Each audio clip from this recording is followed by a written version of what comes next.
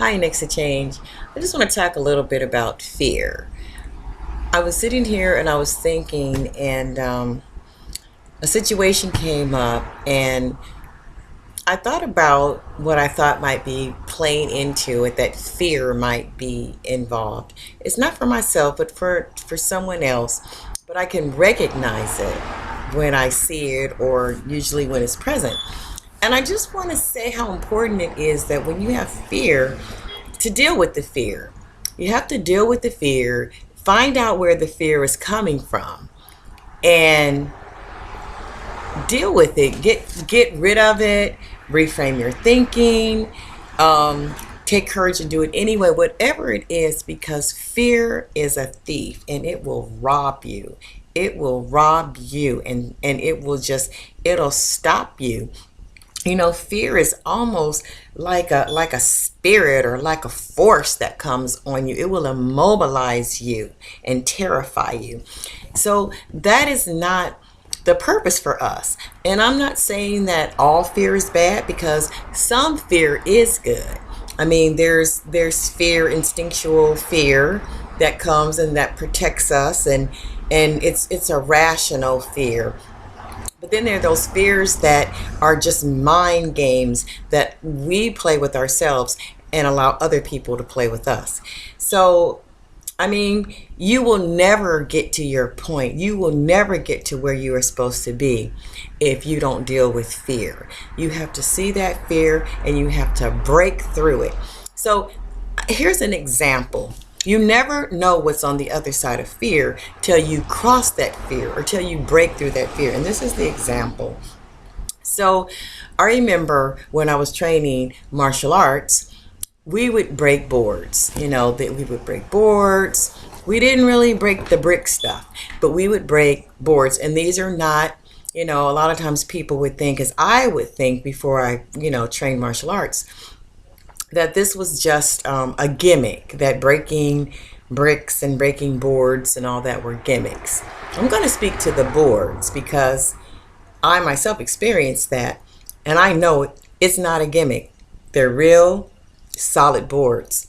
And so we would get the boards, and I don't remember the dimensions of the board, but they're square boards. And you'd have somebody brace the board, holding the board, and you could either chop through it, punch through it, kick through it.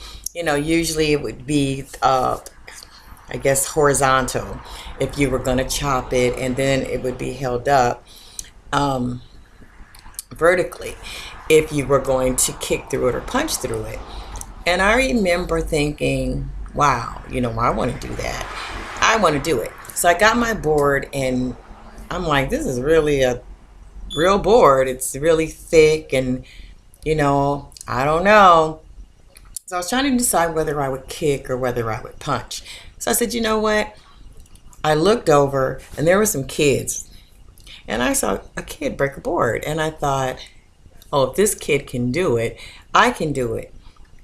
The kid just, was told he could do it, and he did it. And the other kid saw him do it, so the other kid did it. So here we are, the adults, looking, trying to build up courage. So I took the board and I started hitting it. It was hard on my knuckles. Fear began to set in.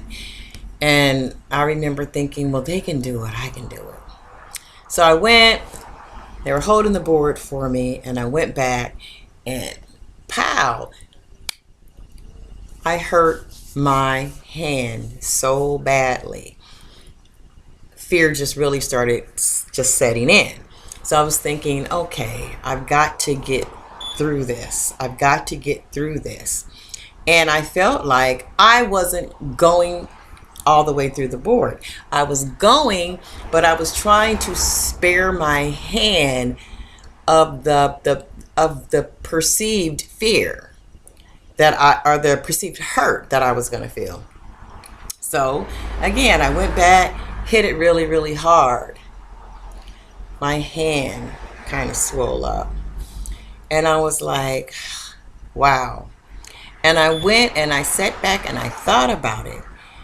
And I could see, and I played it in my mind, I was resisting the breakthrough through the board. I was resisting. So in essence, instead of me hitting my hand and breaking through the board, it was essentially I was taking the board and hitting my hand. That's kind of really what was kind of happening, because I had no intention and the fear was there and I didn't break it.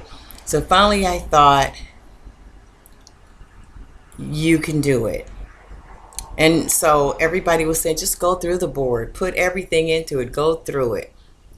I said, okay, I'm going to do it. I got up there, took a deep breath, and just, it was almost like a do or die thing.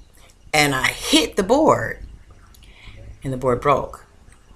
And what was so surprising to me was that 2 times I hit the board, right? I hit the board twice, and I didn't go through it.